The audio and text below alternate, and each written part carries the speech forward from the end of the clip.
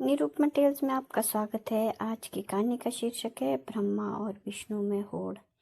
एक बार की बात है, देवताओं को ज्ञात हुआ कि ब्रह्मा जी और विष्णु जी में किसी बात को लेकर विवाद हो गया है। जब देवता वहां पहुंचे तो उन्होंने देखा कि दोनों स्वयं को बड़ा समझने पर उतारू हो गए हैं। ब्रह्मा जी का कहना था कि विष्णु ने उन्हें देखकर प्रणाम नहीं किया। वहीं विष्णु जी का तर्क था कि वो ब्रह्मा जी से बड़े हैं, इसलिए कायदे से तो सबसे पहले ब्रह्मा जी को उन्हें प्रणाम करना था।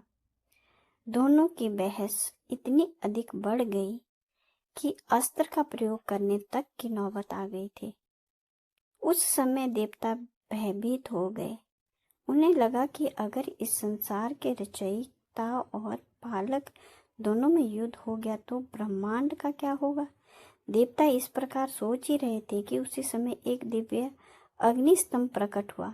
स्वर्ण की तरह प्रकाशमान वह स्तंभ आदि और अंत से रहित जान पड़ता था। देवताओं ने दोनों से कहा कि जो इसका आदि या अंत का पता लगाएगा वही सबसे बड़ा होगा। श्री विष्णु ने स्वयं को शूकर में बदल लिया और वो नीचे की तरफ पृथ्वी को खोदने लगे, और वहीं ब्रह्मा जी ने हंस का रूप धारण किया और ऊपर की ओर हवा में जाने लगे। दोनों ने बहुत कोशिश की, लेकिन उस दिव्य अग्नि स्तंभ का ना कोई आदि था और ना कोई अंत था। जब थक हार कर दोनों वापिस उसी स्थान पर आने के लिए प्रेरित हुए, ठीक उसी समय ब्रह्मा जी को केतकी का फूल ऊपर से नीचे गिरते हुए दिखाई दिया। ब्रह्मा जी ने उसे अपनी चोंच में पकड़ा और उससे पूछा कि आखिर तुम कहाँ से आ रहे हो। केतकी ने ब्रह्मा से कहा कि मैं इस स्तंभ के ऊपरी सिरे पर था, लेकिन वहां से फिसल गया। ब्रह्मा जी को केतकी का पूरा वाक्य समझ में आता इससे पहले ही उनके मन में छल ने जन्म ले लिया। विष्णु को पराजित करने की इच्छा उनके मन में जाग गई थी।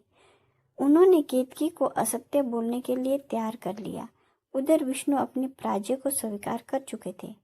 उनके समक्ष ब्रह्मा जी अपनी महानता का बखान करने लगे कि उन्हें कैसे उन्होंने इस दिव्य स्वर्ण स्तंभ का ऊपरी हिस्सा खोज लिया और गवाह के रूप में केतकी के पुष्प को खड़ा कर दिया।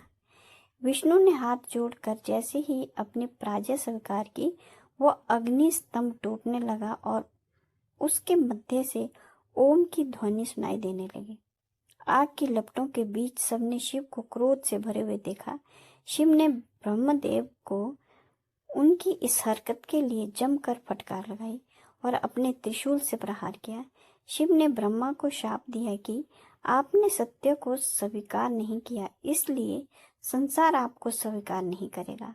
आज से आपकी किसी भी देव स्थान में आपकी पूजा नहीं होगी। साथ ही साथ शिव केतकी के पुष्प पर गरजे, तुम मुझे प्रिय थे, किंतु तुमने झूठी गवाही दी है। यह मैं घोषणा करता हूँ कि अब से कोई तुम्हें मेरी पूजा के लिए उपयोग में नहीं लाएगा। और शिव ने केतकी के फूल को स्वयं की सेवा से वंचित कर दिया। वहीं शिव के प्रति दक्ष की कड़वाहट बढ़ती जा रही थी। पहले तो शिव ने ब्रह्मा जी का मस्तक काट लिया था और अब शिव ने उन्हें पूजा से वंचित भी कर दिया था। अपने पिता के प्रति शिव का यह व्यवहार दक्ष के मन में ना जाने क्या जहर घोल रहा था। तो आज की कहानी का अंत यहीं तक। आपको कहानी कैसी लगी? अच्छी लगी तो प्लीज़ लाइक करें। सब्सक्राइब नहीं किया हो तो प्लीज़ सब्सक्राइब भी कर लें। धन्यवाद। अगली कहानी तक के लिए।